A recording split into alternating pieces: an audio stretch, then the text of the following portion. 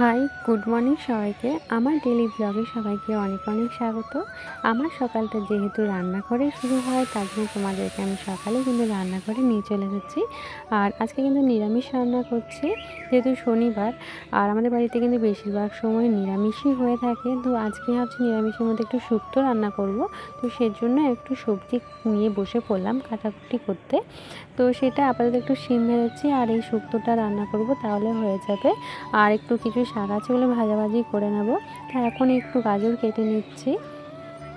আর এখন হঠাৎ করে দুদিন বৃষ্টি হচ্ছে, আবার দুদিন রোদ দিচ্ছে, বলে কিন্তু বোঝাই যাচ্ছে না যে ওয়েদার কেমন যাচ্ছে। তো অ্যাকচুয়ালি দেখো, সামনে সরস্বতী পুজো চলে এসেছে। তো ওটার জন্য কিন্তু ঘরগুলো একটু ঝাড়াঝাড়ি করবো ভাবছি। তো সেই সময় কিন্তু আর হয়ে উঠছে না। তো ভেবেছি আজকে একটু কাজ এগিয়ে রাখবো, অন্তত রান্নাঘরটা একটু ঝেড়ে নেবো, তাহলে আমার অনেকটা কাজ এগিয়ে থাকবে। আর এদিকে কিন্তু এই মেঘলা দিনের জন্য দেখবে একটু সেইভাবে ঠান্ডাটাও এখন একটু নেই, কিন্তু আগে যে পরিমাণে ঠান্ডাটা ছিল। তো আমার সবজি কাটা হয়ে গেছে। তো কাটার পরে এই উচ্ছের সাথে হঠাৎ করে মনে পড়লো একটা বেগুন থাকলে বেশ ভালো হতো। শুক্তোতে যে বেগুন দেওয়া হয়, আর তার সাথে আমি আমার ওই খাওয়ার জন্য একটু আঙুর আর একটা লেবু নিয়ে নিলাম। সেটা সকালে খেয়ে নেবো, যেহেতু আমি চাটা খেতে ভালোবাসি না। এরপর আমি ছুরি নিয়ে চলে এলাম সোজা বাগানে। যদি এখানে একটু কোনো বেগুন টেগুন থাকে তাহলে আমি তুলে নেবো, বাগানে আছে কি না বলে একটু বাগান দিকে উঁকি মারলাম। আর দেখো, এই দেখো, বললাম না হঠাৎ করে মেঘলা করছে, হঠাৎ করে রোদ দিচ্ছে, যে কিছুই বোঝা যাচ্ছে না যে কী অ্যাকচুয়ালি হবেটা কী।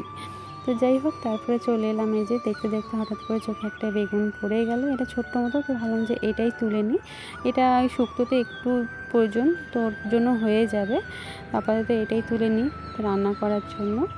আর বাগানে এসে দেখলাম যে ওই দিকটায় যে মটরশুঁটি গাছগুলো ছিল, তো ওইগুলোতে মটরশুঁটি হয়েছে কি না সেটাও একবার দেখতে গেলাম।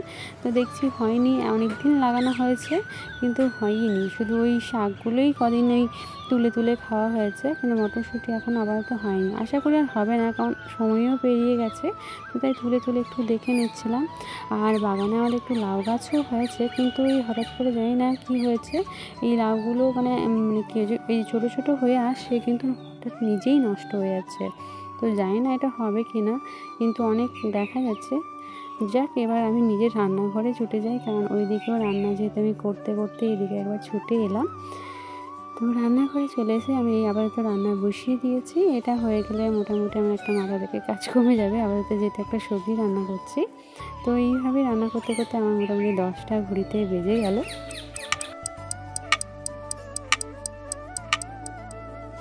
তো একটু টিফিন খেয়ে ভাবলাম যে না, এবার একটু ঝাড়াঝাড়ি শুরু করে দিই, রান্নাঘরটা ঝাড়িয়ে রাখলে অনেকটা কাজ এগিয়ে থাকবে।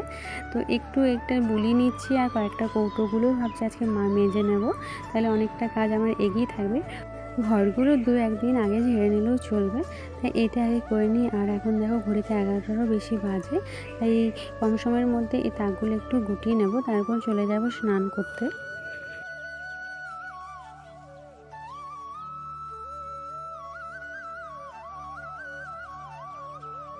তো স্নান টান সেরে বাইরে একটু বেরোলাম, একটু রেডিও হয়েছে দেখছো, একটু বাজারে যাওয়ার আছে, একটা আজকে জন্মদিন আছে সেখানে, তার জন্য একটু গিফট কিনবো বলে। তো কৌটোগুলো মাজা টাজা করে এই যে বাইরে শোকাতে দেওয়া হয়েছে। আজকে অনেকটা ওই সব মশলার কৌটোগুলো মাজা হয়েছে। আর এই ফুলগুলো দেখো, আরেকবার আমাদের নতুন করে বাগানটা, তো এই ফুলগুলো এখন ওপরে তোলা হয়েছে, একটু ভালো লাগছে, সুন্দর করে গোটানো হয়েছে। আর এই বালতি আলটি সব কেটেছি, প্লাস এই দেখো লেবুর খোসা, এগুলো কিন্তু মুখে মাস্ক করার জন্য আমি রোদে বাজার দিকে যাবো। আজকে বিকেলে একটা বার্থডে পার্টি আছে, সেখানে যাওয়ার জন্যই তো একটু কিছু গিফট কিনবো বলে একটু বাজার দিকে যাব। আর এখন ঘুরিতে 1টা বাজে, তো বাজার মোটামুটি এখন 2:30 পর্যন্ত খোলা থাকবে, তো আমার কাজটা হয়ে যাবে। তো একটু আজকে বাজারে যাচ্ছি, তো চলো বাজারে গিয়ে দেখা হবে। আর আপাতত দেখো ডালিয়াগুলো ফুটেছে, তো ওটা ভাবছি একদিন তোমাদেরকে ভিডিওতে ভালো করে আরেকবার ফুলের একটা ভিডিও দেবো, তখন ওর মধ্যে সব অ্যাড করে দেবো। আর অনেক ফুলগুলো যেগুলো লাগানো হয়েছে পরে, সেগুলো কিন্তু আবার ফুল এসেছে। তো চলো ব্লগটা দেখতে। 1000 years later. তো এরপর সোজা চলে এলাম বিকেলবেলা। তাই আমি কিন্তু বাজার থেকে এসে আর কোনো ভিডিও করা হয়নি, তাই তোমাদের সামনেও তোলা হলো না। এটা হচ্ছে আমাদের বার্থডে গার্ল আনভি, ওর আজকে অ্যাটিটিউডই আলাদা, কি সুন্দর লাগছে, খুব প্রিটি লাগছে। একটা গাউন পরেছে, বাংলা বোঝে না, হাই হাই করো। तो अनवी के हैप्पी बर्थडे प्लस अनेक अनेक ভালো থেকো আনভি, ও कुछ नहीं समझेगी। तो চলো আমরা এনজয় করি মানে বার্থডে পার্টিটা, আর তোমরা ব্লগটা দেখতে থাকো।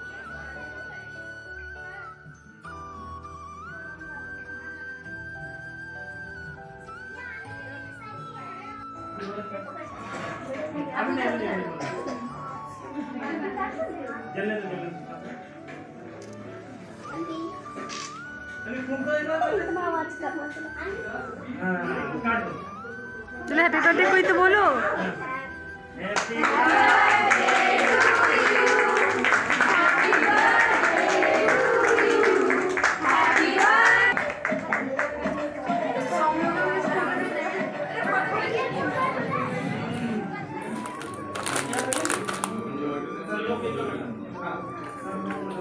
তো এখন একটু রান্না করে এসেছি, তো একটু হেল্প করছি, প্লাস এরা কেকগুলো কাটিং করে প্রত্যেকটা প্লেটে রাখছি।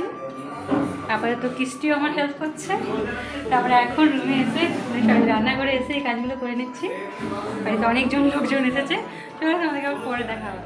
আর সবাইকে जितना देंगे बोलिए हाँ और देंगे अपना माल ले आओ बस थोड़ा एक ही पूरी देना चावल উনি একটা স্যারের মিসেস, তো ওনাকে একটু হেল্প করে দিচ্ছিলাম আমি এই সময়। सर एक पूरी दीजिए ना सर, एक पूरी दीजिए।